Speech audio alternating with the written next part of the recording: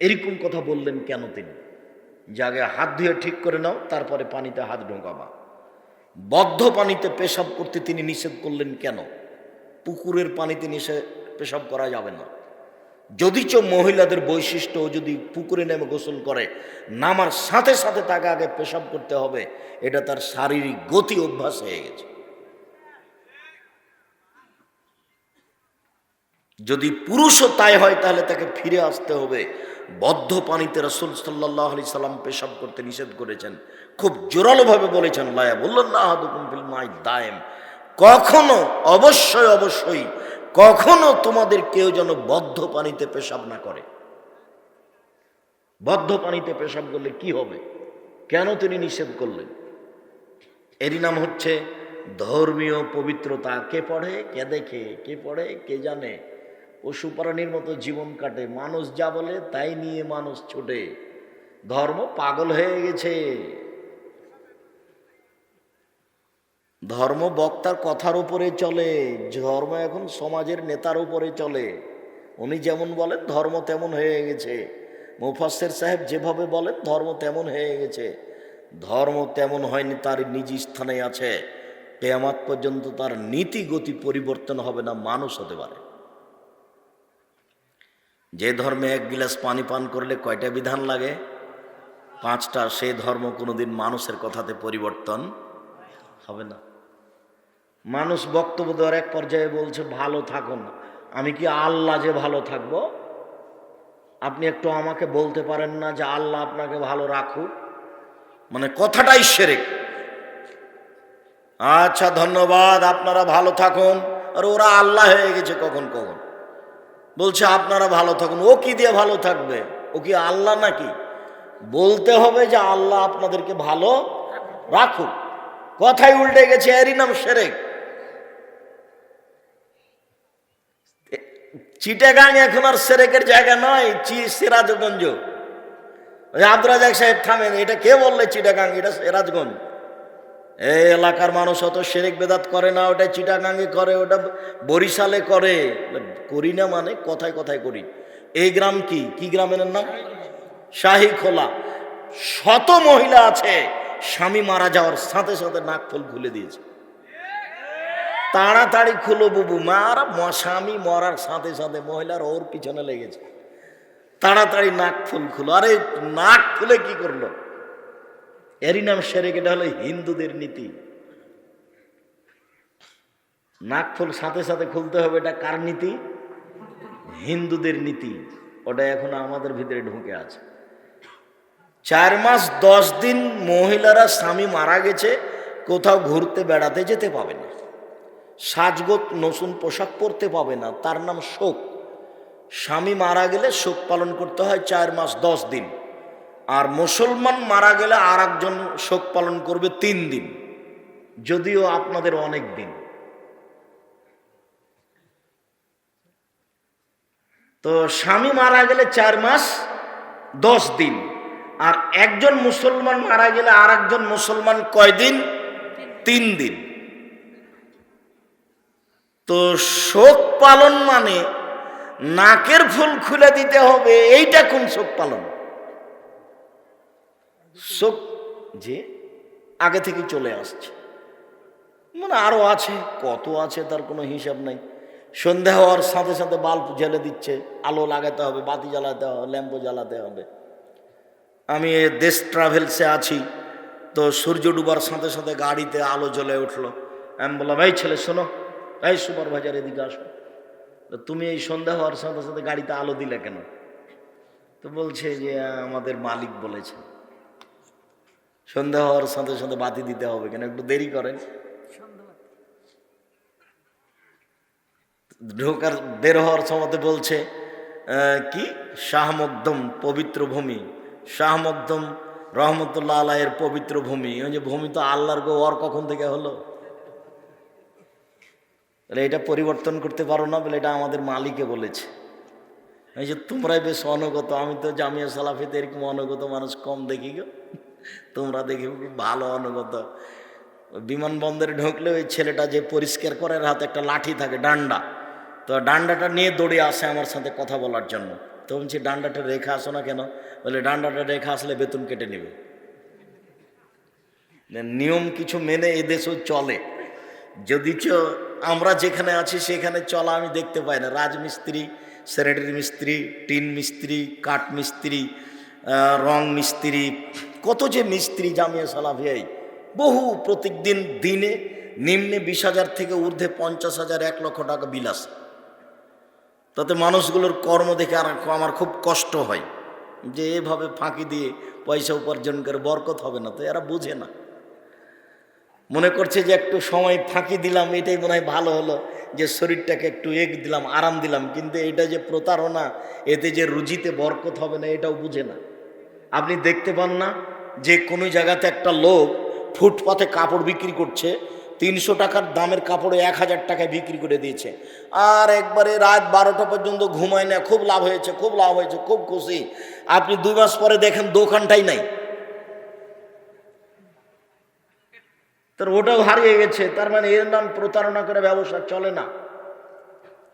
সম্মানিত দিনী ভাই বোন, বলছিলাম পরিস্থিতিকে লক্ষ্য করে জিকির আজকার, ক্ষমা চাওয়া, দান খায়রাত করতে হলে আগে 2 রাকাত সালাত আদায় করতে হবে। 2020 সালের করোনা ভাইরাসকে লক্ষ্য করে বাইতুল হারাম জামে মসজিদে ধারাবাহিক আলোচনার প্রারম্ভের আলোচনা ছিল 2 রাকাত সালাত, প্রয়োজনীয় 2 রাকাত সালাত, তারপর ফরজ সালাত। ফরজ সালাতের ধারাবাহিকতায় চলছিল একের পর এক আলোচনা। আজকের আলোচনা রাতে উঠে আল্লাহর দরবারে কিছু বলে তাহাজ্জুদ সালাত আরম্ভ করা। যুবক তোমরাও প্রস্তুত হও, যারা মুরব্বী আছেন আপনারাও প্রস্তুত হন। উপস্থিত বৈঠকের দিনী মুসলিম বোন, আপনি একটু কথা বলা ত্যাগ করে প্রস্তুতি নিয়ে ভালো হয়ে বসেন, আপনার কিছু না কিছু উপকার করব ইনশাআল্লাহ। কি শুনলেন আর কি বুঝলেন? ঢং ঢং করে আসলেন, হাঁটতে হাঁটতে চলে গেলেন গল্প করে। এই নোংরা নীতি ত্যাগ করতে হবে। আপনাকে আমি কষ্ট দিতে চাইনি, তবে এই নীতি খারাপ, এটা আপনাকে আমি বলছি। দেবরের সাথে মোটর সাইকেলে চড়ে এসেছেন, কি শুনলেন আর কি বললেন? আবার মোটর সাইকেলের পিছনে চলে গেলেন আর বললেন যে বক্তব্য শুনতে গেছিলাম আব্দুর রাজাক সাহেবের। এটা হলো? যেইভাবে মোটর সাইকেলে উঠে আছেন বিচারের মাঠে এইভাবেই দেখতে পাওয়া যাবে, কেউ লুকাতে পারবে না। যেইভাবে ভাবির সাথে গল্প করছেন এইভাবেই মাটি ছবি ধরে রেখেছে, কেউ লুকাতে পারবে না। তার নাম বিচারের মাঠ। যে যেখানে জেনা করছে, চুরি করছে, অন্যায় করছে, অবিচার করছে, ধোকা দিচ্ছে, প্রতারণা করছে, সব মাটি ওইভাবে ছবি ধরে আছে। মাটি যে কত উন্নত মানের অত্যাধুনিক যন্ত্র তা আপনাকে আমি বুঝাতে পারবো না। বুখারী মুসলিমের হাদিসে এসেছে, ফাত্তাকুদ দুনিয়া ওয়াত্তাকুন নিসা। পৃথিবীর মানুষ তোমরা মহিলা থেকে বেঁচে থাকো, পৃথিবীর মানুষ তোমরা পৃথিবী থেকে বেঁচে থাকো। মহিলা না হয় বিপজ্জনক বস্তু তাই বাঁচতে বলেছেন, তো পৃথিবী জড় বস্তু বাঁচতে বললেন কেন? পৃথিবী মহিলার চেয়ে লক্ষ গুণ কোটি গুণ ভয়াবহ বস্তু। পৃথিবী আপনার ছবি সহ সব কর্ম ধরে রেখেছে। বিচারের মাঠে পৃথিবী টপ টপ টপ টপ করে কথা বলবে। এ কথা আল্লাহ বলছেন, এ কথা আমি বলিনি, এ কথা মুহাম্মদ সাল্লাল্লাহু আলাইহি ওয়াসাল্লাম বলেননি, আল্লাহ বলছেন। জীবনের সব ছবি সহ কর্ম ধরা আছে। যদিও রাসূল সাল্লাল্লাহু আলাইহি ওয়াসাল্লাম বলেছেন, মা তারাক্তু বাদি ফিতনাতান আযার আলা রিজালি মিনান নিসায়ে, আমার জীবনে আমি ছাড়িনি কোন বস্তু যেটা পুরুষের জন্য বেশি ক্ষতিকারক, ভয়াবহ হতে পারে নারীদের চেয়ে। আমার জীবনে আমি ছাড়িনি কোনো বস্তু যেটা পুরুষের জন্য বেশি ক্ষতিকারক হতে পারে নারীদের চেয়ে। আমার জীবনে আমি ছাড়িনি কোনো বস্তু পৃথিবীতে যেটা বেশি ক্ষতিকারক হতে পারে পুরুষের জন্য নারীদের চেয়ে। নারী হচ্ছে পুরুষের জন্য সবচেয়ে ভয়াবহ বস্তু। বোকা ছেলে, তোমার মোবাইলে কত মেয়ের নাম্বার আছে, তার সাথে প্রেমের গল্প করো, করতে করতে এসেছো আবার করতে করতে যাবা, এই তো তোমার চরিত্র। তুমি মনে করছো আমি অনেক কিছু করেছি, ভুল হিসাব। তুমি মোবাইলের যত নাম্বার আছে সব আজকে কেটে দাও। কোনো সময় যদি ভুলেও রিং দেয় তাহলে তুমি বলিও ইন্নী আখাফুল্লাহ, আমি আল্লাহকে ভয় করি, তোমার সাথে আমি কথা বলবো না। আল্লাহর নবীর ওয়াদা তোমার সাথে পূর্ণ হবে। আল্লাহর নবী বলেছেন 7 শ্রেণীর মানুষ বিশেষ ছায়াতলে থাকবে বিচারের মাঠে। তার 1 শ্রেণীর মানুষ কোনো মহিলা যদি অন্যায় কথা বলে তাকে বলে ইন্নী আখাফুল্লাহ, আমি তোমার সাথে এই কথাতে একমত নই, আমি আল্লাহকে ভয় করি, তোমার জন্য বিশেষ ছায়া অপেক্ষা করছে বিচারের মাঠে। তুমি যদি তার সাথে কথা আজকে ত্যাগ করতে পারো, তাহলে আল্লাহ তাআলা বলেছেন ওয়ানাহান নাফসা আনিল হাওয়া ফাইনাল জান্নাতে হিয়াল মাওয়া। কেউ যদি তার প্রবৃত্তিকে ঠেকাতে পারে আর কোনদিন মহিলাদের সাথে কথা বলবে না, এটা যদি ও ঠেকাতে পারে, আমি আল্লাহ থেকে জান্নাতুল মাওয়া দিয়ে দিলাম। আমার এটা ওয়াদা, আমি মানুষের সাথে চুক্তি করেছি, আমি মানুষের সাথে ওয়াদা করেছি, আমি মানুষের সাথে চুক্তি করেছি। অশ্লীল কথা ও কর্ম যদি বন্ধ করে দেয়, আমি আল্লাহ তাকে জান্নাতুল মাওয়া দিয়ে দিলাম। এ ওয়াদা আল্লাহ। এটা ত্যাগ করা অত সহজ নয়। জিহাদের মাঠে নামা যত কঠিন, এটা তার চেয়ে বেশি কঠিন। জিহাদের মাঠে মরে যাব, এই জিহাদ যত কঠিন, আল্লাহ রাসূল বলছেন আফজালুল মুজাহিদ মা ইউজাহিদু নাফসাহু, সবচেয়ে উত্তম ভালো মুজাহিদ জিহাদকারী হচ্ছে সেই যে আত্মার বিরুদ্ধে জিহাদ করতে বলে। আপনি এখান থেকে তওবা করে উঠেছেন, বাড়িতে যান, যখন ঘুমাবেন রাত 2টার সময়তে, তখন আপনি ওয়াদা করেছেন আমার সাথে, এইখানে আল্লাহর সাথে ওয়াদা করেছেন আর মেয়েটার সাথে কথা বলবো না। আপনি ঘুমাতে যান, একাই, ঘরে আর কেউ নাই, ধীরে হাতটা মোবাইলের কাছে চলে যাবে, তার মানে শয়তান কাজ করছে। আর আপনাকে আমি বলেছি, যদি হাতটা মোবাইলের দিকে যায় তাহলে আপনি বলবেন ইন্না লিল্লাহি ওয়া ইন্না ইলাইহি রাজিউন, নাউযুবিল্লাহি মিন যালিক, এ তো শয়তান এখানে চলে এসেছে। আপনি তাড়াহুড়া করে ল্যাপটা সরিয়ে দিয়ে বাইরে বের হয়ে দাঁড়ান, নাউযুবিল্লাহি মিন যালিক, নাউযুবিল্লাহি মিন যালিক, শয়তান আমার কাছে চলে এসেছে। তাহলে তুমি মনে করবে যে আমি এখন বাঁচার চেষ্টা করছি। পরাশক্তি, বিশাল ক্ষমতাধর শয়তান, সব রগে রগে চলতে পারে। আল্লাহ যখন বললেন যে শোনো শয়তান, আমার সম্মানের কসম করে বলছি, তুমি যতবার মানুষকে পরিবর্তন করবে ততবার আমি ক্ষমা করে দিব। তখন শয়তান বলছে তোমার মর্যাদার কসম, তোমার ইজ্জতের কসম, তোমার সম্মানের কসম, আমি তোমাকে বলে রাখছি, তুমি মনে রেখো, আল্লাহ তুমি জেনে রাখো, আমি শয়তান একাই জাহান্নামে যাব না, আদম সন্তানকে নিয়েই যাব। শয়তান সম্মানের কসম করে বলছে, আল্লাহর সম্মানের কসম, আল্লাহর মর্যাদার কসম, আল্লাহর ইজ্জতের কসম, আমি শয়তান একাই জান্নাতে যাব না, জাহান্নামে যাব না, আদমের ছেলে মেয়েকে নিয়েই যাব। তখন আল্লাহ আবার পাল্টা বললেন, শোনো, আমার সম্মানের কসম, আমার ইজ্জতের কসম, আমার মর্যাদার কসম, তুমি যতবার পরিবর্তন করবে ততবার আমি তাকে ক্ষমা করে দেব। দেখি তুমি আগে যাও না আমি আগে যাই। তাহলে শয়তানের সাথে আল্লাহর এই ব্যাপারে কথোপকথন হয়েছে সেই দিনই। আপনাকে পরিবর্তন করার জন্য প্রস্তুত হয়ে আছে, আপনি তাকে দেখতে পাচ্ছেন না, সে কিভাবে আপনার উপরে চেষ্টা চালাচ্ছে। আর মাদ্রাসাতে যদি ছেলে ভর্তি করেন তাহলে ওখানে আরো শয়তান। কেন? ওর তো কাজ ঠেকানো। বাড়িতে আপনার ছেলেটা স্কুলে ছিল, প্রত্যেক দিন তো কোরআন মাজিদ পড়া প্রয়োজন মনে করেনি, তো শয়তানের কোনো কাজও ছিল না। তো আপনার ছেলেটা 5 ওয়াক্ত সালাত আদায় করেনি, তখন কাজও ছিল না। এইবার মাওলানা সাহেব তাকে বলছে মাদ্রাসাতে ভর্তি করে দেওয়ার সাথে সাথে, এই ওঠো সালাত আদায় করো। তাহলে এখন শয়তান কি করবে বলেন তো? তাহলে এই উঠিও না, সালাত আদায় করিও না। এতক্ষণ তো শয়তান কোনো কাজই পায়নি। ইহুদি খ্রিস্টানদের মেয়েদেরকে আল্লাহ শয়তান বলতে যাবে না, মাথায় কাপড় দিয়েন না, মাথায় কাপড় দিয়েন না, মাথায় কাপড় দিয়েন না। এই কথা শয়তানের বলার প্রয়োজন নাই ইহুদি মহিলাকে, খ্রিস্টান মহিলাকে, হিন্দু মহিলাকে। তার মানে শয়তান 14 ইলিমের পড়া, সব বিদ্যা জানে। হিন্দু জাহান্নামে যাবে কোথাও ভালোভাবে জানে, ইহুদি জাহান্নামে যাবে কোথাও ভালোভাবে জানে, খ্রিস্টান জাহান্নামে যাবে কোথাও ভালোভাবে জানে। ওর মাথা ব্যথা মুসলমানকে নিয়ে, ওর মাথা ব্যথা আলেম ওলামাকে নিয়ে। যত মানুষ যত পরহেজগারিতে আগাবে তত মাথা ব্যথা তার বাড়বে। কেননা ওর তো একটা জীবন বাজি রেখে ওয়াদা করা আছে। তো এ তো যেভাবে পরহেজগারিতা অবলম্বন করেছে তো জান্নাতে চলে গেল, তো ও জান্নাতে যাওয়ার চেষ্টা করছে। আর এ কি চেষ্টা করছে? জাহান্নামে দেওয়ার চেষ্টা করছে, ঠেকানো একবার মুখামুখি এভাবে আছে। চলেন রাতের কথা, মহান আল্লাহ বলেন ফাকিমুস সালাতা ওয়া আতুজ যাকাতা, পৃথিবীর মানুষ তোমরা সালাত আদায় করো, যাকাত দাও। যে ধানের ওসর বের করা হয়নি এই ধান অপবিত্র, গমা সাপ দংশন করলে একজন মারা যাবে, আর যে ধানের ওসর বের করা হয়নি এই ধানের ভাত চাউল বা চাউলের ভাত খেলে সারা পরিবার মারা যাবে, কেউ জান্নাতে যাবে না, সবাই জাহান্নামে যাবে। যে টাকার যাকাত বের করা হয়নি ওই টাকা দিয়ে চাউল কিনে ভাত খেলে সারা পরিবার জাহান্নামে যাবে। যাকাত বের না করা শস্য গমা গোখরা সাপের চেয়ে লক্ষ গুণে বেশি খারাপ। আর গোখরা সাপ বিছানে ঘরে থাকলে দংশন করবে এই কথা নয়, একবারে ফানা উঠে বসে আছে কিন্তু আপনাকে মারছে না এভাবে, তার মানে উপর থেকে অর্ডার না হলেও মারবে না,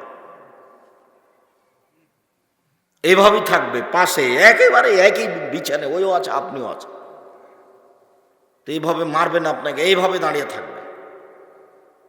কিন্তু ওসর যাকাত বের না করা জিনিসের খাওয়ার খেলে এবার আপনি এমনিতে জাহান্নামে চলে গেছেন, কাউকে বলা লাগবে না। পৃথিবীর মানুষ 5 ওয়াক্ত সালাত আদায় করো, যাকাত প্রদান করো, ওয়াতাসিমু বিল্লাহ, আল্লাহর বিধানকে শক্তভাবে ধরো। আল্লাহর বিধানকে নড়বড়া করে ধরা হবে না। সালাত 5 ওয়াক্ত সালাত সেম, 1 মাস সেম, সত্য সত্য। মানুষের জীবনে 4টা জরুরি কাজ সেদিন বলে গেছিলাম বরদুলে, মনে নাই মনে হয়। 1 5 ওয়াক্ত সালাত, 2 হালাল রুজি, 3 কোরআন তেলাওয়াত, 4 দুইজন যেখানে বসে আছে সেখানে না বসা। কেন? দুইজনে কারো বদনাম করছে, আপনি ওখানে গিয়ে যদি বলেন হ্যাঁ ঠিকই বলেছিস আসলেই খারাপ, তো এখন আর তাহাজ্জুদ পড়ে জান্নাত হবে না, এক কথাতে সব হারিয়ে গেছে। এর নাম বদনাম। ভুলেও দুইজন যেখানে বসে আছে সেখানে বসবেন না। দোকানে আড্ডা পিটবেন না, দোকানে ল্যাংটা মেয়ে নাচে, ল্যাংটা মেয়েকে দেখে দোকানে চা পান করে চক্ষু ঠান্ডা করে কলিজা ঠান্ডা করে জান্নাত কিনিয়েন না। জান্নাতের মেয়ে অত সহজ নয়, জান্নাতের মেয়ে খুব দামি। আল্লাহ তাআলা বলছেন ওরা এত দামি, ওরা এত দামি, ওরা এত দামি, লাম ইয়াতমিসহুন্না ইনসুন ওয়ালা জান, জিন ইনসান তাদের কোনোদিন স্পর্শ করেনি। জান্নাতের মহিলা এত দামি, মানুষ এবং জিন তাদের, মানুষ এবং জিন তাদের কখনো দেখেনি, তাদের কখনো স্পর্শ করেনি।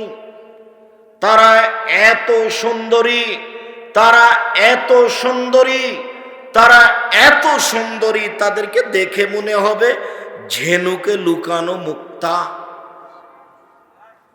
তারা এত নরম, তারা এত নরম, তারা এত নরম, ডিমের খোসা এবং কুসুমের মধ্যে যেই সাদা পদার্থ আছে এইটা যত নরম, ওটা কত নরম কি দিয়ে বুঝাবো আপনাকে, ওটা কি নরম।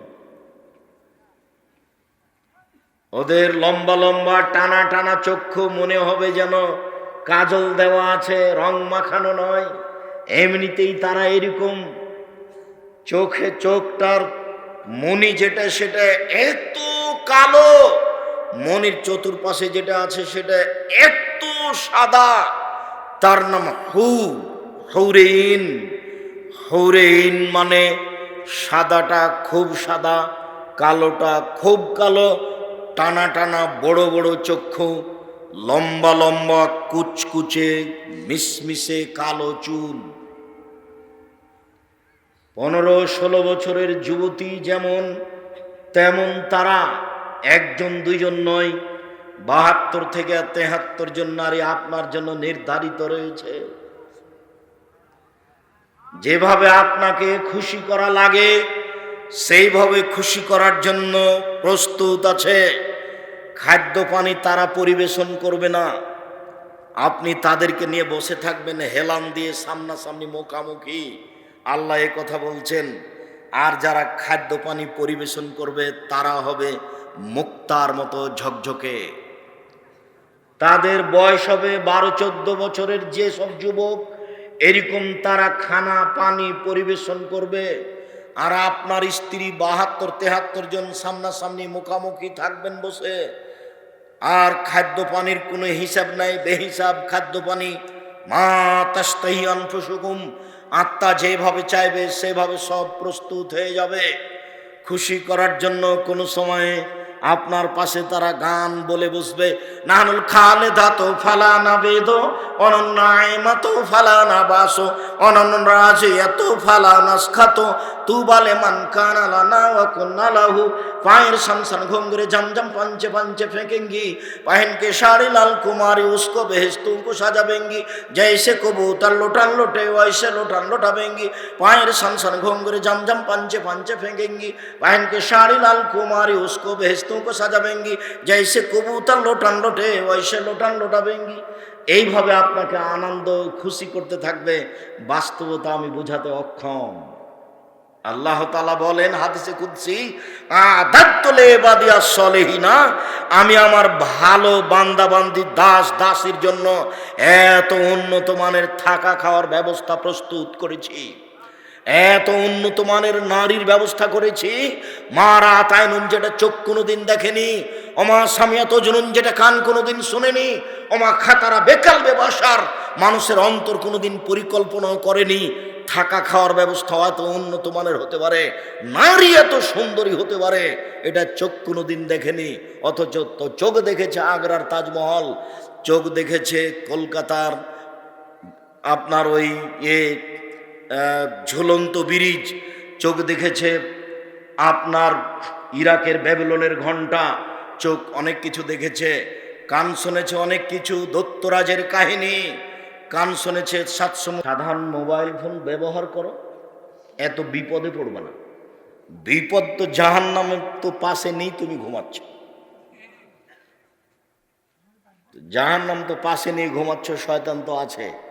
রাত 2টাতে উঠিয়ে তোমাকে সব ছবি দেখাবে, এটা শয়তানের কাজ। তুমি তো যুবক মানুষ, শয়তান তো বৃদ্ধ মানুষের পাশে লেগে আছে। যে তাহাজ্জুদ পড়তে উঠেছে, মাথায় টুপি আছে, তাহাজ্জুদ পড়ার 4 রাকাত পড়ার পরে সে টিভিটা চালু করে ইন্ডিয়া চলে গেছে, এর নাম শয়তান। সব থেকে বাঁচার জন্য দিন রাত আল্লাহর কাছে কান্নাকাটি করতে হবে। মহান আল্লাহ বলেন, সালাত আদায় করো, যাকাত প্রদান করো, আল্লাহকে শক্তভাবে ধরো। হুয়া মাওলাকুম, তিনি হচ্ছেন তোমাদের অভিভাবক। নেমাল মাওলা, তিনি উত্তম অভিভাবক। ও নেমান নাসির, তিনি উত্তম সাহায্যকারী। শক্তভাবে তাকে ধরো, সব কিছু সমাধান হয়ে যাবে। সব কিছু তার কাছে চাও, সব কিছু পাওয়া যাবে। ইবনে আব্বাস রাদিয়াল্লাহু তাআলা আনহু বলেন, কানান নবী সাল্লাল্লাহু আলাইহি সাল্লাম ইজা কামালিত তাহাজ্জুদ, যখন আল্লাহ রাসূল রাতে সালাত আদায় করার জন্য উঠতেন, তিনি আকাশের দিকে লক্ষ্য করে বলতেন, আল্লাহুম্মা লাকা আসলামতু। আকাশের দিকে লক্ষ্য করে তিনি বলতেন, আল্লাহুম্মা লাকাল হামদ, হে আল্লাহ প্রশংসা তোমার। আনতা কাইয়ুমুস সামাওয়াতি ওয়াল আরদি ওয়া মান ফিহিন্না, তুমি আসমান জমিন এবং আসমান জমিনের মধ্যে যা কিছু আছে সব প্রতিষ্ঠা করেছো তুমি। ওয়ালাকাল হামদ, প্রশংসা তোমার। আনতা নূরুস সামাওয়াতি ওয়াল আরদি ওয়া মান ফিহিন্না, তুমি আকাশ জমিনের আলো এবং এর মধ্যে যা কিছু আছে সব কিছুর আলো তুমি। ওয়ালাকাল হামদ, প্রশংসা তোমার। আনতা মালিকুস সামাওয়াতি ওয়াল আরদি ওয়া মান ফিহিন্না, তুমি আকাশ জমিন এবং এর মধ্যে যা কিছু রয়েছে সব কিছুর মালিক তুমি। ওয়ালাকাল হামদ, প্রশংসা তোমার। ওয়ালাকাল হামদ, প্রশংসা তোমার। আনতাল হক, তুমি সত্য। ওয়াদাকাল হক, তোমার ওয়াদা সত্য। ওয়া লিকাওয়া হাক্কুন, বিচারের মাঠে তোমার সাথে সাক্ষাৎ হবে, এইটাও সত্য। ওয়াল জান্নাতু হাক্কুন, জান্নাত সত্য। ওয়ান নারু হাক্কুন, জাহান্নাম সত্য। ও নাবিউনা হাক্কুন, নবীগণ সত্য, ও মুহাম্মাদুন হাক্কুন, মুহাম্মদ সত্য, ও সাত হাক্কুন, কিয়ামত সত্য। আল্লাহুম্মা লাকা আসলামতু, হে আল্লাহ আমি তোমাকে মেনে নিয়েছি। অবে কামান্ত, আমি তোমার উপরে ঈমান এনেছি। ওয়া আলাইকা তাওয়াক্কালতু, আমি তোমার উপরে ভরসা করেছি। ওয়া ইলাইকা হাকামতু, আমি তোমাকে বিচারক হিসাবে মেনে নিয়েছি। অবে কামান্ত ওয়া ইলাইকা আনাবতু, আমি তোমার নিকটে ফিরে এসেছি। আল্লাহুম্মা গফিরলি ফাগফিরলি, হে আল্লাহ তুমি আমাকে ক্ষমা করো। মা আল্লাহুম্মা আলান্ত, আমি যা প্রকাশ্যে করেছি, ওমা আসরারত, যা আমি গোপনে করেছি, আমি যা প্রকাশ্যে করেছি, আমি যা গোপনে করেছি, ওমান তাআলামু বিহি মিন্নি, আমার পাপের ব্যাপারে তুমি যত জানো সব তুমি ক্ষমা করে দাও। লা ইলাহা ইল্লা আনতা, তুমি ছাড়া কোনো মাবুদ নেই। লা ইলাহা গায়রুকা, তুমি ছাড়া কোনো মানার মতো যোগ্য উপযুক্ত মাবুদ নেই। আনতাল মুকাদ্দেম, তুমি আগে থেকে আছো। অন্তাল মুআক্ষির, তুমি চিরদিন আছো। তুমি আগেও ছিলে, পরেও থাকবে, এখনো আছো। তোমার সত্তা এরকম, তুমি আমাকে ক্ষমা করে দাও। রাসূল সাল্লাল্লাহু আলাইহি সাল্লাম তাহাজ্জুদ পড়ার জন্য উঠে এই দোয়াটি পড়তেন। উবাদা ইবনে সামিত রাদিয়াল্লাহু তাআলা আনহু বলেন, এই ছেলে বসো, একটু ধৈর্যের পরিচয় দিবেন। খুব চেষ্টা করলে কালকে এই ব্যবস্থা করা যাবে না, আর ইচ্ছা করলে আপনি আমাকে ডেকে নিয়ে আসতে পারবেন, এটাও সহজ নয়। কাজেই আপনি কিছুক্ষণ অপেক্ষা করেন, আপনার জন্য ভালো হবে। কোনো প্রয়োজন সহজে দেখাবেন না।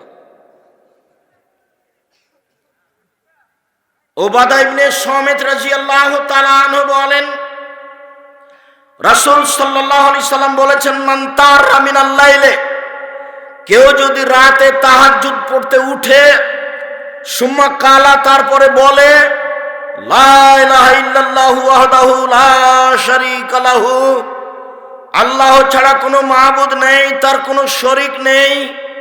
লাহুল মুলকু ওয়া লাহুল হামদ, প্রশংসা তার, রাজত্ব তার, প্রশংসা তার, রাজত্ব তার। ওয়া হুয়া আলা কুল্লি শাইইন কাদির, সর্ব ক্ষমতার মালিক তিনি। ও সুবহানাল্লাহ, তার পবিত্রতা বর্ণনা করি। আলহামদুলিল্লাহ, তার প্রশংসার কথা বলি। সুবহানাল্লাহ আলহামদুলিল্লাহ ওয়া লা ইলাহা ইল্লাল্লাহ, আল্লাহ ছাড়া কোনো মাবুদ নাই। আল্লাহু আকবার, তিনি সবচেয়ে বড়। ওয়ালা হাওলা ওয়ালা কুওয়াতা ইল্লা বিল্লাহ, বাহ্যিকভাবে আন্তরিকভাবে নড়াচড়া করার কোনো শক্তি নেই। এই কথা বলার পরে যদি দোয়া করে, উস্তুজিবা, যা চাইবে তাই দেওয়া হবে, যা চাইবে তাই দেওয়া হবে।